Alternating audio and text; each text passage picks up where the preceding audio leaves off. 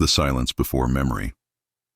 In the beginning of every empire there is silence. Then, there is memory set to stone. The imperium does not rise only on battlefields, nor within the halls of kings. It begins in words, etched into chronicles, carved into monuments, whispered into scrolls that claim permanence. The Founding Chronicles were not simple records. They were the voice of eternity. Here, rulers sought legitimacy. Here, priests declared divine mandate. Here, scribes wove the myth of beginnings. Every empire, across time and geography, has reached for the same tool, the chronicle. A weapon not of iron or fire, but of inscription. Through the written word, kings could outlast their own mortality. Through inscription, dynasties could claim that their rule was not a moment, but an inevitability. Yet even in their permanence, these chronicles are paradoxical. They preserve, yet they also conceal. They proclaim truths, yet they erase others. In every empire's foundation lies not just what was written, but also what was deliberately left unsaid. Mesopotamia, the first chronicles. Let us begin where writing itself began. Mesopotamia. Upon clay tablets, impressed with fragile strokes of cuneiform, the first chronicles emerged. The Sumerian king list stands as one of the oldest. It names kings who reigned not for decades, but for thousands of years. Rulers stretching into myth, linking human kingship to the time of the gods. Later, the Babylonian chronicles recorded events with striking brevity, dates, battles, eclipses, entered with a scribe's steady hand. It was not poetry, but precision. Yet even in its precision, the Babylonian chronicle was selective. Victories were inscribed, defeats were omitted. Perhaps the most famous artifact of imperial memory is the Cyrus cylinder.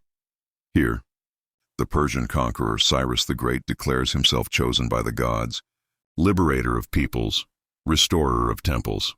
Conqueror's invasion transformed into an act of divine justice. The cylinder is not merely a text. It is propaganda pressed into clay.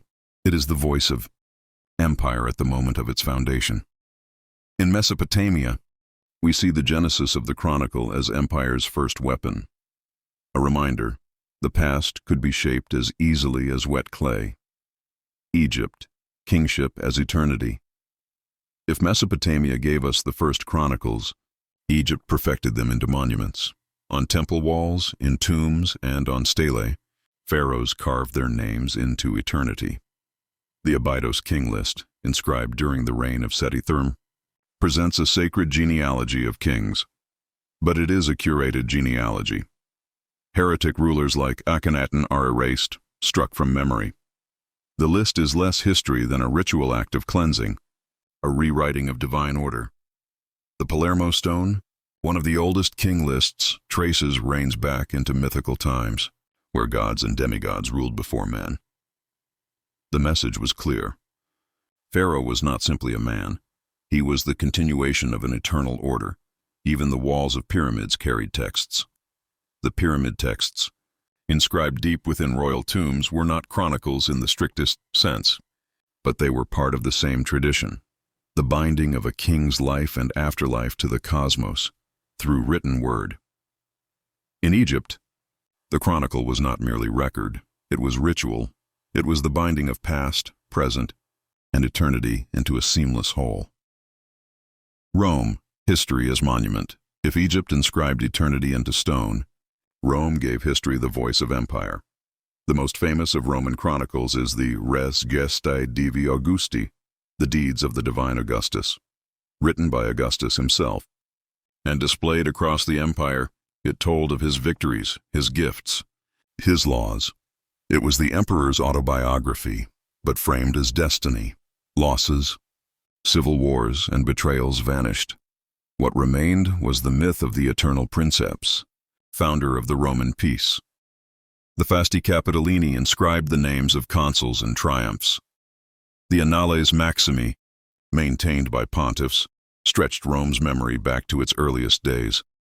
Every triumphal arch, every column, every inscription across the empire was a stone-bound page in the great Roman chronicle, Rome understood that history was power, and so it made its monuments into memory.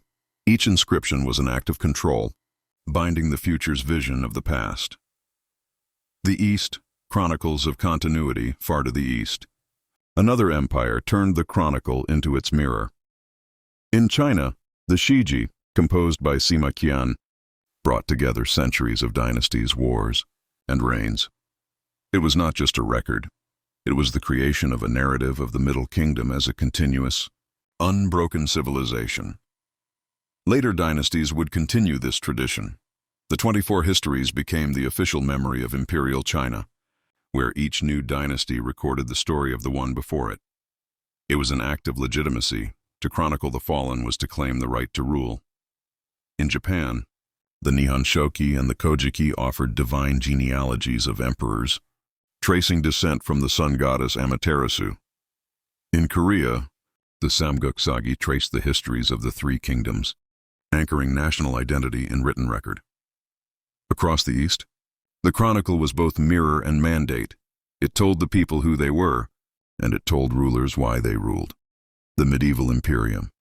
As centuries passed, chronicles became the backbone of medieval legitimacy. In Europe, the Anglo-Saxon Chronicle gave a year-by-year account of kings, wars, and omens. In France, the Gesta Francorum and Gesta Hungarorum traced noble lineages back into heroic origins. In Byzantium, the Chronicon Paschale wove theology and history into a sacred timeline. Islamic chroniclers, too, preserved empire through record. Al-Tabari's History of the Prophets and Kings assembled an immense narrative of rulers, stretching from the beginning of time to his present age. For the Abbasid caliphs, such chronicles were more than history. They were the declaration of a universal order under God. The power of omission. Yet, within all these chronicles, silence speaks as loudly as inscription. In Egypt, Akhenaten is erased from lists. In Rome, Augustus omits civil wars. In Mesopotamia, defeats vanish into the clay. In China, rebel dynasties are written down only to be condemned. The chronicle is never neutral. It is the voice of power. It is memory. Yes, but it is also forgetting. And so we must always ask, what is missing? Whose names are absent? Whose story was never carved into stone, never inked into scrolls, never allowed to endure? Closing reflection. As the imperium spread across continents and centuries, every ruler reached for the pen, the chisel, the tablet. Each sought to inscribe their reign into the grand ledger of eternity. From clay to stone, from parchment to print, the chronicle has remained the foundation of the empire. It is more than record. It is prophecy. It declares, we have always been, and we will endure. Yet, within these words of permanence, one question lingers, suspended in the silence between lines, hidden in the spaces where names should be. Whose story was truly written, and whose was condemned to vanish, forever lost to the silence beyond the chronicle?